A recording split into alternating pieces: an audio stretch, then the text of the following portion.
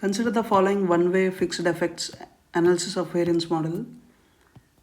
Epsilon ij's are IID normal 0 comma sigma square, and tau 1 plus tau 2 plus tau 3 is 0, and MST and MSC denote mean sum of squares due to treatment and mean sum of squares due to error.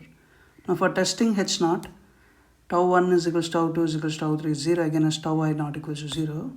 Consider the test statistic MST by MSC for positive indices V1 and V2. F V1 V2 denote the central F distribution with the degrees of freedom. If the observed value of MST by MSC is 104.45, then what is the p-value of this test? So if we see like Yij, so that is nothing but mu plus tau I plus epsilon ij, where I is varying from 1 to 3 and j is varying from 1 to 3, 4. So if we see the number of treatments, so number of treatments here are nothing but 3, and number of observations per treatment. Observations per treatment, so that is nothing but 4. And the total number of observations here are 3 into 4, so that will just be 12.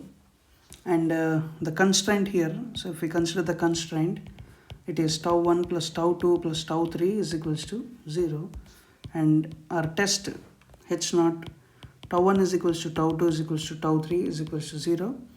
And the test statistic is F, which is MST by MSC. And we were also given the observed value, which is 104.45.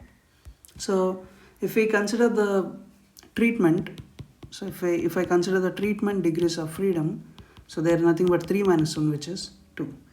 And similarly, if I consider the errors degrees of freedom, which is 12 minus 3, so that will be 9. So that means under this H naught, so we can clearly see this F follows F 2 comma 9. So that means by using the p-value definition, so first if we consider this test is a right-tailed test.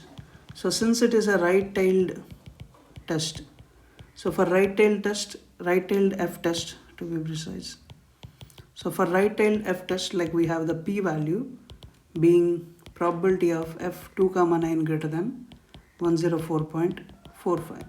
So therefore option A is the correct answer.